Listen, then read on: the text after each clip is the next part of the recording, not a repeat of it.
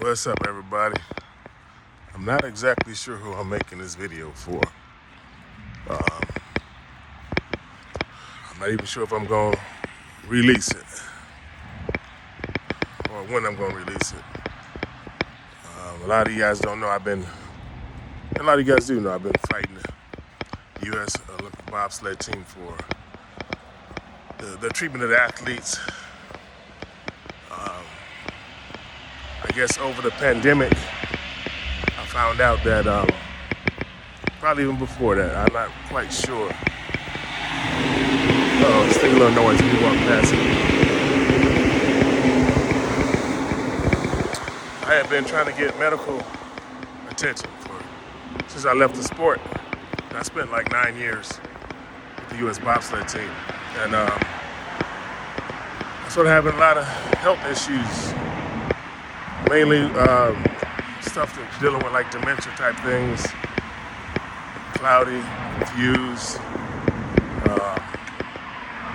Sorry, today I'm a little bit cloudy today, so it's probably not even the best day to make it, but what the hell. I usually get kind of embarrassed about it, so I used to have a big social media presence, and I disappeared for a while. That's why. I thought I was becoming diabetic. That's what I really thought it was. I had these days where I felt cloudy, confused. I could get lost in my own neighborhood. And I was telling people stuff, and everybody would say the same thing. Oh, I walk in the room, and then I forget what I go in there for. I'm like, no, that's not quite what it is. And I went home to see my family. I was putting some cabinets in my sister's house. So my dad was gonna meet me at Menards that next day in the morning. So I take my wallet. I had a routine. I take my wallet, put it in my car. So in the morning I can just get up, get dressed, get cleaned up, go straight to the car, and going out there. So that's what I do. Put it in the car. So in the morning my dad called me, and he's like, all right, ready to go. I said, okay. So I get up, get dressed, get cleaned up, go to the car. My wallet not there. I go back in the house, look in the bedroom, not there. Went back to the car, it's not there. Went back to the bedroom, it's not there. I'm like, I'm gonna ask my sister, you see my wallet? She's like, no. Ask my nephew, he said no. So I go back to the car, back to the bedroom. I don't know how long I'm doing this. So now, I don't know how long later, my dad is calling me. He's like, hey, where you at? You could tell I hadn't left the house yet. Now he mad at me, right? And he said, what's going on? Why you? I said, I don't know, Dad, I put my wallet in the car last night. Got everything so I could just get up and go. So while I'm on the phone with him, I walk to my car. My wallet's sitting right there where I put it the night before. And I just like, man, I keep trying to tell you guys. And for the first time, my family, they saw it in real time, And then my family got a chance to lay eyes on me and start looking at me. I've been away from the family since I was, I graduated when I was like 17. So I left home about 18, 19 or something like that. Moved to California. And I've been going ever since. So I'm traveling the world. So everybody don't lay eyes on me that much. I come home whenever I can. I used to come in to do the media stuff. Like Mike Bush did a good job of always following me. I used to do all the networks, like all the radio stations. I try to do them all at once. And I'll fly in, do that, fly out. And then, but anyway, that's what's been going on. So one day I get a phone call. It's one of my teammates, Pavle Jovanovic. He calls me, and he's speaking gibberish. I don't understand nothing he's saying. Not a damn word. I'm like, what? I'm just, what's going on, man? He's going, I don't know what he was saying. I'm not trying to mimic him and make fun of or anything, but it kind of reminded me of Rocky in one of the movies after he got beat so bad and he couldn't hardly talk no more. He was talking kind of like that. And I just sit here, it might even been another lane, I don't know. But, you know, some of you guys who know me, I used to own a treatment center for kids before I was on the Olympic team. And I guess after my second year, I was so busy, I wound up closing. But, man, yeah, and so I told myself every day, I got to get this guy some help. Every day I said this. And every day, I did absolutely nothing. And I swear it was on my heart every day, every minute of the day. And I didn't do it. I just didn't do it. And then I get the word. Pablo hung himself in his family's factory. And I'm thinking like, what? You know, I'm crushed. Because now I'm taking it personal. Because I knew what was wrong with him. I didn't know what was wrong with him, but I knew something was wrong with him. And he needed help. And we had a memorial phone call. And I didn't get on it with the rest of the athletes because I was embarrassed. I was taking this personal. I felt like I was responsible. I had some responsibility in it. So I was afraid to get on that call. I didn't want to talk to him. I mean, my teammates, none of his family. I was just like, and this, I guess I realized, I kind of forgave myself eventually when I realized the problem. I couldn't help Pablo because I needed help. I was going through the same stuff, man. Like even this morning when I woke up, I'm like, my speech is slurred a little bit today. I had those days. And so anyway, guys, I filed this case and I was hoping the Olympic team was gonna come back and say, you know what? We didn't realize all this was going on. Even though, I'm sorry. I keep getting Red Cross keep trying to get me to donate more blood. Evidently my blood matches everybody's blood. I don't But anyway, sorry about that. But yeah, so God damn it, some more. That's another thing I have, like my brain, hard for me to stay on topics. And let me take a minute. This is important.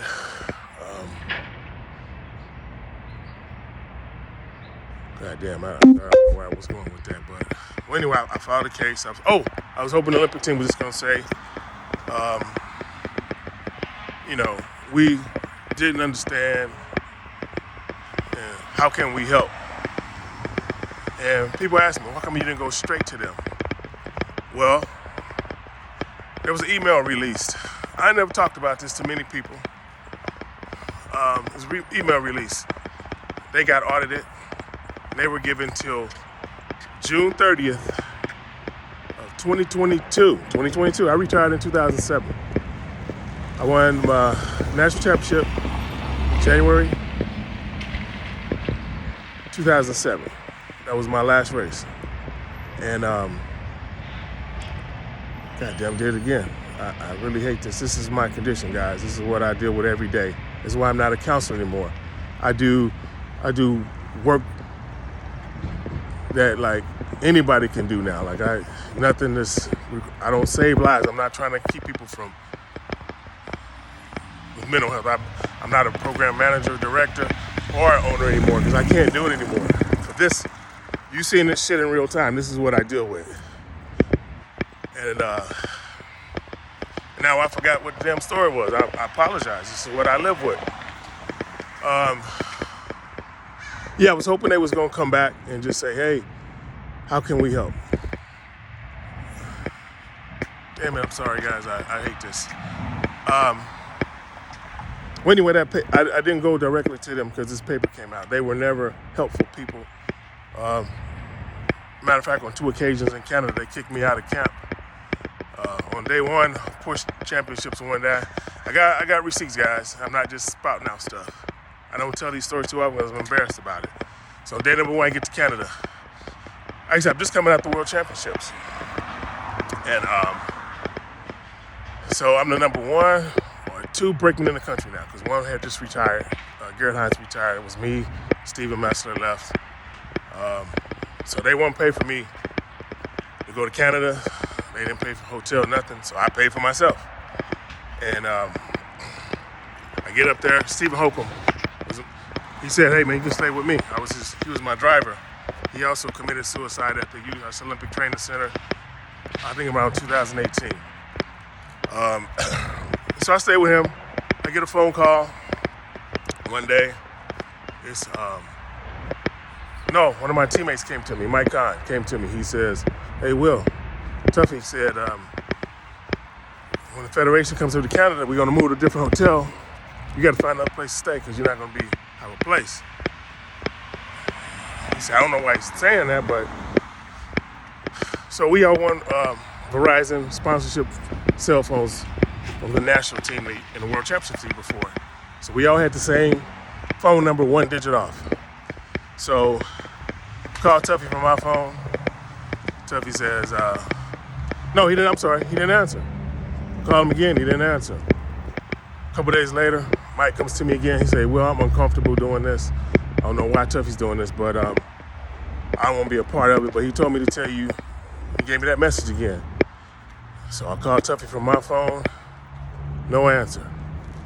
I called him from Mike's phone. He answers on the first ring. And I'm like, "Tuffy, what's going on?" He said, "Oh, I'm not going to have a room. You guys didn't give me per diem. You didn't fly me up, nothing." He said, "Well, each driver only gets one push athlete." I said, "Is that story you sticking with?" I said, "I've been here for 2 weeks, so I know the truth."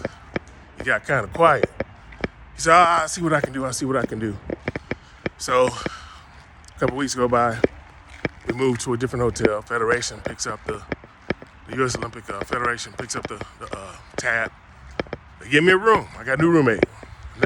I seen this guy before. He was our track worker the year before. His name was Lars Peterson. Not trying to put him on blast. Nice guy. I even teamed up with him later on at a couple races. Some iconic races too. Some of you guys know. That's why they call me Dollar Bill. So, but we'll get back to that in a minute. So, damn it, why'd I do that? Yeah, okay. So I meet Lars. I go in there, and I ask him. I said, "Was your ticket expensive to get up here? Last minute?" He was like, "No." He said, "I went to the push championships at the camp. I finished last, and then I got injured. So I'm just at the training center healing, and Tuffy comes to me and asks me, he says, "Hey, if you want to go to Canada, I'll pay for it." And he said, "Man, I've been injured laying around." I said, "What have I got to lose?" And I was like, "What the, But he didn't know. He's a nice guy. We became friends, and he didn't know what was going on. And then that was the first time. Second time it happened, we get to push camp. I'm with Mike Bradley, Hoyt Thurman. I'm sorry. I think Hoyt Thurman? Yeah, I think that's his name, right? It's one of my best friends. I can't remember his last name. It's crazy. So we get to camp. We're at the indoor push house in Calgary. On day number 1, I got the fastest push time. On day number 2, I got the fastest push time. Day number 3, one of the coach's assistants, Stu, comes to me. He said, "Will, Tuffy said you can't push for the national team anymore here with the ice time with us because you didn't have any international races last year because you got rear-ended. And you had the car accident." And I said, "Is that the only reason?" He said, "Yeah." So I said, "Go back, check your records." I came back, I had at least 7 to 10 races after that. They still kicked me out. He said, "Don't worry, they know how well you're pushing." I said, "I'm sure they do. That's why you guys are kicking me out." And I checked the books. They took my numbers out the books. And then the extra numbers I did, they made me push with the women's team. The women's time, that's what they did. That's my story, guys. That's why I didn't go straight to them, because they've done me like this. And the crazy part of it is, guys, I totally forgot how bad they did this to me. Like, somebody, I won't say the source, somebody who saw this happening to me let me know about that email that was floating around about them being audited and told, and I'm not sure, I gotta read it again, but I think it said, it mentioned racism in there, and it mentioned, well, that was one of the things that was mentioned. They said all those things you complained about, I got records. I filed complaints with the USOC on a couple occasions. Never any resolution. All it did was make them do more stuff to me. And at that point, I just had nothing to lose because they was, you know, I'm one of the fastest pushers, and they're not letting me on the top teams anymore. They never wanted me on those teams, you know. So anyway, I got another one for you. One time, one of those guys was a young guy. Mike, he was younger than the rest of the drivers, but he knew the track in Lake Placid. So I came back to help him. And actually before that, it was a strenuous process for me to get on his team. He was like USA's number 7, I think. I'm not really sure. He was like ranked pretty low because he was a younger guy. The coaches told him not to use me. They said this guy, Ivan, was going to beat me, but Ben was going to destroy me.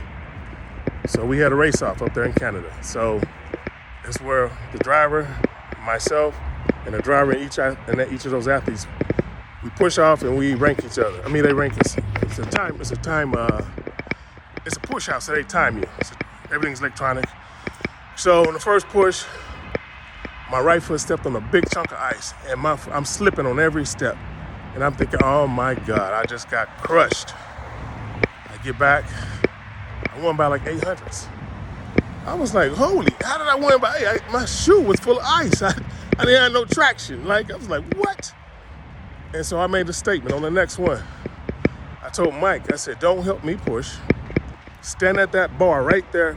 Do not help me push this sled. You just be there for timing. I said, guys, I'm tired of this. I'm dealing with this. It doesn't make sense. Brock Price was there. I think Billy Schifferhauer was there. And we push off. I go again. This time, instead of winning by 800s, I win by 2/10. So we get to the Lake Placid. I'm helping Mike. Now, Mike, his push times were really, really slow because, like I said, he was a young guy. And I pushed him closer to the pack. You know, we didn't beat those guys, but I got them close enough. We beat everybody to the bottom of that track. And you won't believe it. Well, you probably will at this point. They canceled the race and moved it to a different track. They said the track was too frosty. And they said our push time was wind dated. Like, what? And then they did that to me again another time. They said the same thing. And then they recanted that statement because we were pushing in a tunnel with flaps down. There's no wind. If my time wind dated, everybody's time wind dated. Sled weighed 500 pounds. How? Just tell me how. So anyway, that's what I dealt with those guys. And when I left the sport, people wanted to interview me. And they always say, if you don't have something good to say, don't say anything. And I was embarrassed.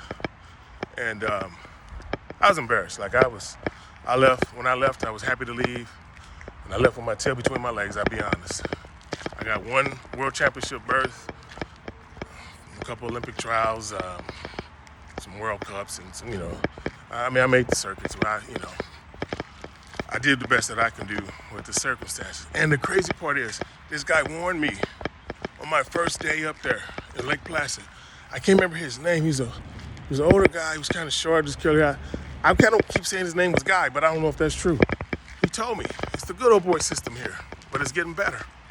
And I didn't believe him. I was like, this is 2002. You trying to tell me racism's still going on in the Olympic team? Like, this not. He was right. He was right. I just don't talk about it. Like, until the last 8 years, people be mistakenly introduced me as the Olympic champion. I immediately correct, no, I'm not the Olympic champion, guys. I can't even officially say I'm an Olympic because I didn't get the race on an Olympic day. Was on the Olympic team? Yeah. 9 years. Was I one of the top pushers? Yeah, absolutely. Results show it. And so, anyway, that's my experience with the U.S. bobsled team. So they got audited. I don't know if it's because of my lawsuit I filed against them. And I didn't file a lawsuit about that. I filed a lawsuit because my teammates were committing suicide. And I was right behind them, guys. Every day I woke up, I was pissed off. I was disappointed. I'm cloudy, I'm walking. It looked like when I'm just standing still, it looked like the ground is doing this. That's what I was dealing with. And I'm going to the doctors. I'm thinking it's diabetes. I feel like I can't get out of bed. I would put Coca-Cola or a cup of coffee next to my bed every night on a thermos, because without that, I couldn't get out of bed. And if you looked at my apartment in Tarzana, I had these 8-foot scrolls on my walls, 8 foot by like 2 feet or something like that.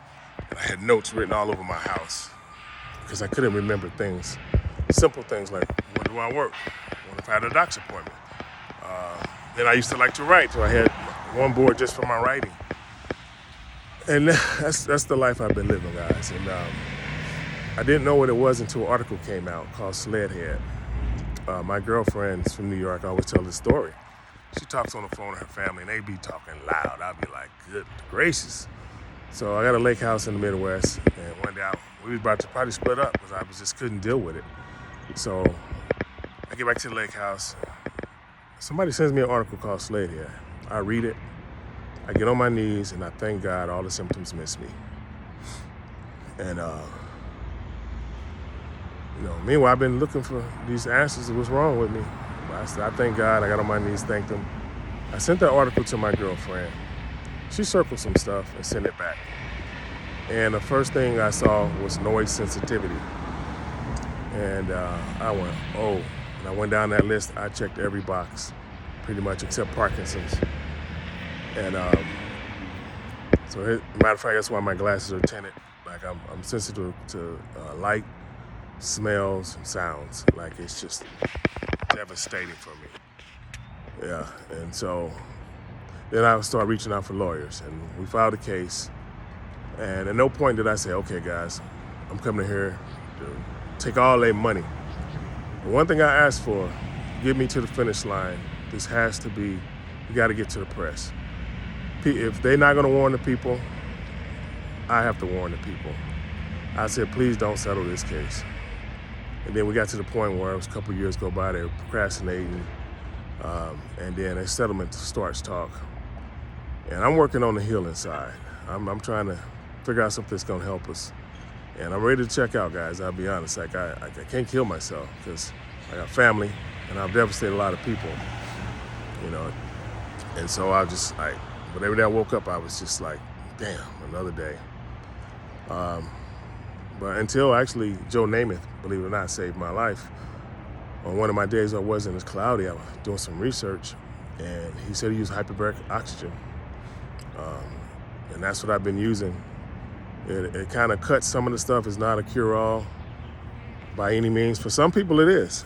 And I used to be really upset because like it helps me, but I'm tied to this machine. I feel like that movie was like, I remember when I was a kid, it was a movie called The Boy in the Bubble or something. And I used to be so upset sometime until about a couple years ago, I saw an article about a guy living in an iron lung. He was in there for 57 years. His head only stuck out. I go in my chamber for maybe an hour to 90 minutes a day. And after I saw that, I was like, okay, no more complaining, stop it. But anyway, guys, I say all that to say this. I have court tomorrow. There's an offer on the table. I'm the lead plaintiff. I rejected that offer. It's not gonna help anybody. It's not gonna help my teammates. It won't even help myself. I even asked around, is this gonna help anybody? Everybody said no. I asked my lawyers, have you talked to anybody who said it's gonna help? And the guy told me no. I said, then why would I sign it? So now they're mad at me because I won't sign this paper that won't help anybody. Really, when I say it won't help anybody, I mean, well, lawyers get paid, these doctors will get paid to evaluate us. They will only evaluate us. What good is an evaluation and why can't get any help? It's like me, if I was diabetic, I know now I will be a diabetic, but now I can't afford the insulin or anybody tell me how much insulin to use. That's kind of the dilemma that I'm in right now. And so I'm not signing. We got court tomorrow. My law team, I'm not even gonna badmouth anybody at this point, or anybody. I'm not badmouthing anybody. I'm just saying, when I go to this court hearing, everybody's gonna be on one side, and I'm standing alone. Matter of fact, they're expecting me to call in. I'm not calling in, I'm going in. They're expecting me to call in and just, but I'm gonna tell my piece. I'm not accepting this offer. It's for all my teammates and the ex-bobsledders and skeleton athletes who are dealing with this. Guys, I'm not the only one. It's many, many, many of us. And through now that I know what I'm dealing with, it's a global problem. And I don't know if they're gonna try to silence me, but they're not. And the athletes around the world I'm sure, dealing with this. I know about at least 3 or 4 different countries that don't officially do. And people telling me there's a lot more, and I'm sure there is. And I know it has to, because we pull more G-forces than fighter pilots. And that's something? It's written that we pull more G-forces. And that makes sense, because I remember one time we took some fighter pilots on a test ride. We call it forerunning. And when they got out the sled, they were shook up. And I was thinking, how could they be shook up, man? You guys the baddest of the bad, like, you know. And me here, I've been sitting in the sled going down, you know, getting out. It's like no big deal. And we pull more G-forces than the fighter pilots. We pull in more G-forces than the space shuttle. Get that? Food for thought there. So anyway, the court is tomorrow. As of right now, I'm not signing off. It's not gonna help anybody. Unless something else comes to the table for any other reason, it's not gonna help anybody. They're probably gonna push it through without me, because I'm gonna be the only one in that courtroom on my side who does not, and I do not speak the language of the courts. So I don't know what they're gonna do, but that's what's on the table right now. So guys, if you know me, whether you don't know me, please share this video. If they silence me later or try to, I'm not gonna allow it, number one. But if for some reason they do, spread this video. Please spread this video. I'm gonna take a look at it one more time, or look at it at least, and I'm gonna finish this walk, and then I'm gonna make a decision. But if you see this video, please share it. Tag everybody you can in it. Our U.S. Olympic athletes are dying. They don't care. I have so much information I wish I could say here, but I don't want to jeopardize anyone's cases if they decide to file cases. But trust me, they want me silenced. And you've seen the movie Concussion, so I definitely been looking over that back for a long time now, because I'm the only one between millions of dollars being spent and peanuts being spent. So we need to do the right thing and help us. We represent this country. We did what we were supposed to do. They didn't warn us about this stuff, and they still refuse to warn. That's my only thing I said. I'll negotiate anything, guys. But the one thing I won't negotiate is warn the athletes before they start the sport. It's too late for me, guys. It's fucking too late for me. Excuse my language. I got what I got. I'm dealing with what I deal with. My teammates try to do the same thing. It's not too late for the new generation. Warn them so they understand. This is not like 5 or 10 people. It's a really high rate of people. And it's global, and everybody's sweeping it under the carpet. Nobody wants to talk about it. And when these people are dying, they just like, oh, it was just their time. No, it wasn't just their time. And if you guys are struggling with those symptoms, guys, look up Joe Namath's studies. In fact, I'm hoping to get a few more chambers and open up so the athletes can come to my place and get free treatment. And same thing for same treatment for the people with PTSD, the military guys. Some of the same treatment. But so I'm working on doing that right now. And so anyway, it's free. If you need help, find me. I have a chamber in my house. I can't do too many out of it, because if it breaks, I'm toast. And this first chamber I bought cost me almost 20 grand. If I went with my dad, I'd be wouldn't have gotten it. I would have had to wait till I moved some money around. My dad was like, "Nah, that thing helped you. You need to." This my girlfriend was calling him too. I guess I didn't know this. But guys, I was gone. There was one point where I took my mattress. This is embarrassing as hell. My mattress. I threw it on the floor in my living room. I couldn't even get up to use the bathroom. I had a bottle. That's the life I was living, man. It's fucking disgusting. It's horrible. And doctors wasn't catching this, and they're not gonna catch on anybody if you don't tell them exactly. See, when they checked his brain, he was in stage 4 of CTE. So if you don't tell them to look for that, they're not gonna find it. They're not gonna find it. Because they're not looking for it. And they don't wanna look for it. But that's what this stuff is, guys. I can see it in NFL players now. I can see it in people's eyes. I can almost look at you and see it now. Let me have a conversation with you long enough. If it's on one of my days where I'm not cloudy, I can see it. It's hard to see it on yourself. Even after reading that article. And the crazy part is, the article helped diagnose me. And then I was talking to somebody, and they said, "Oh, I was in that article." It's like, what? I won't have to go back and read that article. And I'll be damned. It's almost like I never read it. I don't remember anything in it. And it's the article that saved my life, or helped to save my life. And it happened again. I'm looking for the G-force stuff. Somebody mentioned the number. I was like, that ain't real. They said, yeah, it's in the article. And I make sure I don't get hit crossing the street. And I was like, I went back to read that article again. It's right in the article. Here I am spending 8-9 months looking for this number, an article that I read 30, 40 times. So that's what this stuff is, guys. It's unforgiving, it's progressive. It's gonna get a little bit worse and a little bit worse. I'll tell you, my first symptom was, I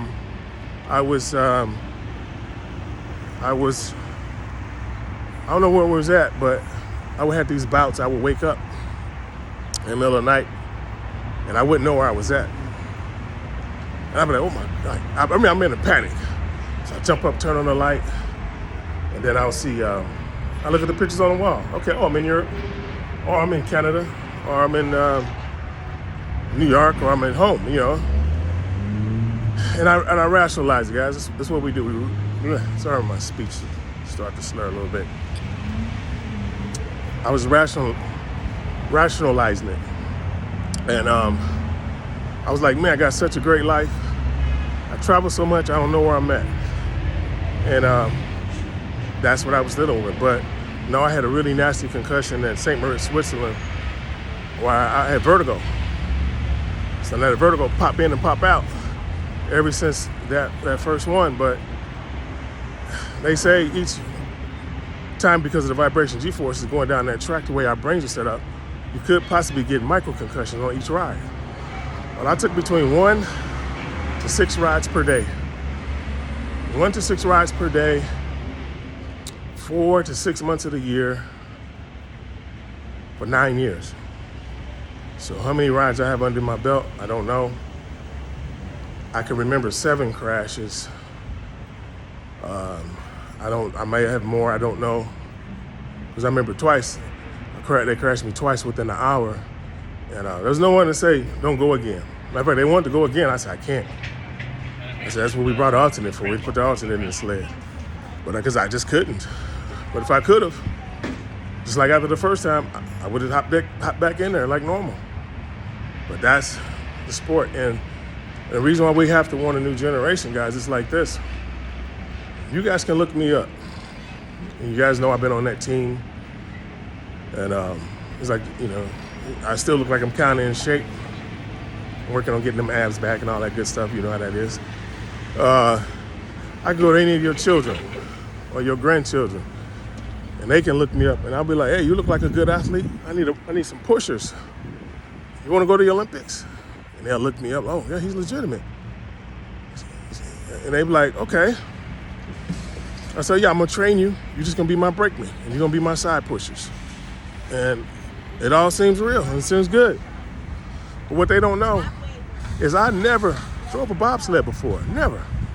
So I'm going to take them down that track, and I'm going to concuss them every day until I figure it out, or until I quit, or until they quit.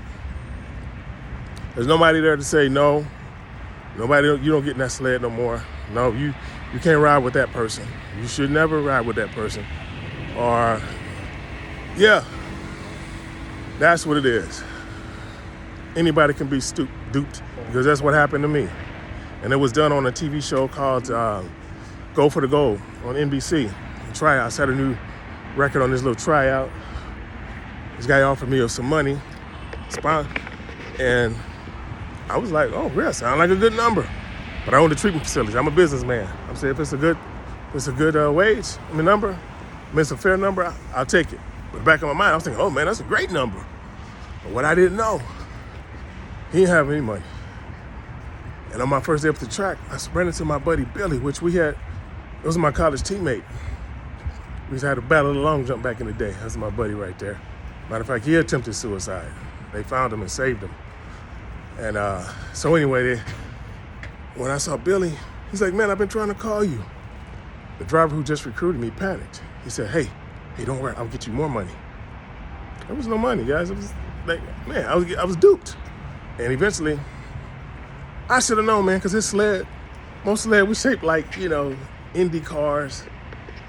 NASCAR was building our sleds at the time. The guy I was with, his sled was shaped like a AMC, what's that car? It was a Pacer, I think. It had a big bubble top on it. It was a bubble. Like, we pushed off that sled times way faster than a lot of people. Everybody beat us to the bottom. The girls were beating us to the bottom because, like, that sled, you wasn't going to win anything in that sled. But I didn't know there's no one there to warn the people and say, hey, you should not, do not. Reform, guys. This case was about reform. And I didn't come in saying, I want all that money. I want to ask my lawyers. We spoke about funds one time, maybe twice in the beginning. I never mentioned it again because personally, I didn't think I would be alive to collect it. I didn't want to be alive to collect it because I know at that point there was no cure. There was nothing to help me. I'm doing the research. I'm watching CTE on these other NFL players. They're killing people. They're killing themselves there. I didn't want nothing to do with none of that. Since I've been here, I've been a counselor. I opened up a treatment facility that didn't exist. The service that I offered was the first ever transitional housing independent living program for teens. Like, I'm into helping and servicing. I'm not into, money. I'm not that guy. Matter of fact, I'm working on, like I said, opening up my own home with more chambers so people can come there for free. So I'm gonna start raising money so I can build some more accommodations, or I got a building perfectly not too far from Barnes Hospital that I want to turn into a place where I can get some more chambers. But I'm trying to figure out how to afford the build out. It's like, I can't let it stress me right now. But I'm gonna keep trying to help until I can't anymore. And it's too late for me, guys. I'm gonna reiterate this. It's too late for me, but it is not too late for the next generation of people sliding down that mountain. It's the first video that I can remember putting out. I don't think I have before, mainly because I was too embarrassed. Chapman Downs at HBO Real Sports interviewed me. He can verify this. And I had a meltdown because I could see myself in the reflection of my phone. I was at the lake house. He was somewhere else remote. He was interviewing me, and we were talking about bobsled, and I saw my brain start going over here, and now I'm talking about birds and squirrels and who knows what. And I saw myself doing it, and I tried to come back, and I couldn't. And I just had a meltdown right there on that camera, and I asked him, stop. Let me take a break. Give me 30, call me back. He said, what's wrong? Every time I was stuck in a loop. Oh, I'll tell you about that. One more thing, and then I'll come back to that. But yeah, so I just couldn't stay on focus. And I said, okay. I finished the interview, about 30 minutes we finished up. And then, and you, by the way, if you go look for that episode, it's disappeared. You can find every episode of HBO Real Sport that I've looked for.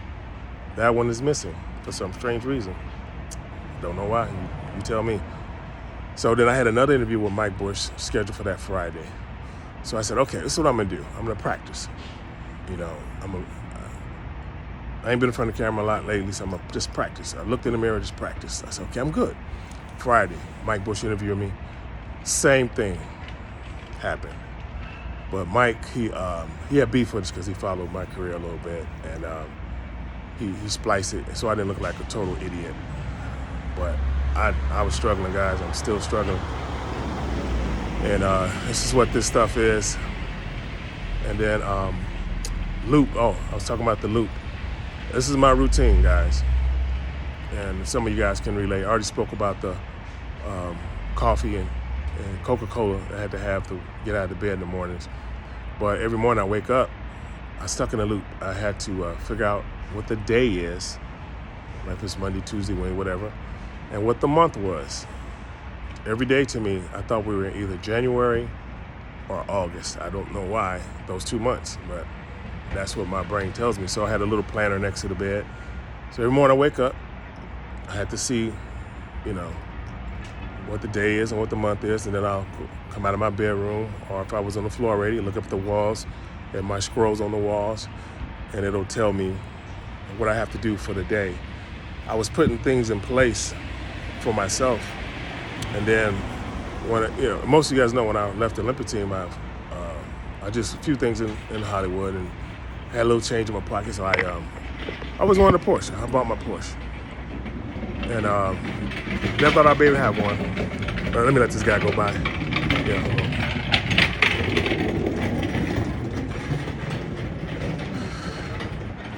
Yeah, so I bought my Porsche. It was my little baby. I just got rid of it. Had it for like 18 years or so. And I couldn't, I was cloudy. And I thought I was going to kill somebody or myself if I was driving it. So I started walking places. Now here's the irony. I live in a small neighborhood, Tarzana. Most people know it. It's named after Tarzan, the character. I'm getting lost in my neighborhood. Walking down one street, two streets. I walk down one street, make a left. I'm at all the stores, restaurants. I'm lost in my own neighborhood. I have been there for years. That's what this stuff is, guys. Yeah, but every day I have to get up, see what the day is. Anybody ask me right now, I don't know what today is. Yeah, it's weird. And sometimes, if I'm talking to you, and you say, hey, let's meet up on, let's say it's Monday. Oh, today is Monday. Okay. I say, okay, so it's Monday. So, hey, let's meet up on Friday. Oh, no. I said, let's meet up. Let me be simple. Today's Monday. Let's say, okay, hey, let's meet up on Tuesday. I said, oh, yeah, cool, let's do that. To me, Tuesday's 2 weeks away. But if you don't say tomorrow, I ain't going to be there. That's what I'm dealing with, guys. And a lot of people I spoke to is the same thing. And on that memorial call, I was told that Billy talked about his condition that he did and with his suicide attempt. And he said a lot of athletes would say, yeah, me too, I'm dealing with that too, but I can't put it into words of what this really is, what I'm dealing with. That's what we were all, same thing I was struggling with until I, kind of figured it out after Pablo killed himself. And I saw he was CTE. So somewhere in the variables of that. So we're dealing with concussions on us, and then you have the G-forces in it. It's the perfect storm. It's the perfect storm, guys. All they got to do is they got to change this sport, and they got to change this stuff. So, guys, if you see this video, I know it's long. Please send it out. Tag, share it, please. I'm about saving lives, not about destroying companies or anything like that. I hope that they fix it, because I enjoy my team. I love my teammates, man. Otherwise, I wouldn't be here. Pablo can't speak for himself anymore. Hokum will help me. Can't speak for himself. One more time. Sorry about that. Pablo is no longer here to speak for himself. Hokum, who showed me love, gave me a place to stay when they not allowing me in Canada. He can't speak for himself because he's gone. He took his life, and there's many others. And then, guys, there's a ton of suicide attempts. People have been calling me, telling me, yeah, I tried to, I wanted to, or I did. It's a lot of those. Nobody's talking. We're all suffering in silence. The same as I kept my stuff secret, and I didn't go back to the media after that. After HBO Real Sports, because I was embarrassed. I said I'm not gonna put myself out in front of the world like that again. But if I don't, people are gonna continue to die. This is murder at this point because they know what's going on. To me, it's murder. Every time somebody dies from this, and they knew, it's murder. ESPN, run this story. Please run this story. But we're dealing with billion-dollar sponsors. There was a documentary being shopped around about me, and I got warned. There's a lot of big people out here trying to keep this information a secret. They don't want this information coming out. And this came from, I won't say where it came from, but it's the upper echelons of Hollywood. So this information won't get out unless we do it. So please share this, and I'll let you know what happens in court tomorrow if I can. But please share.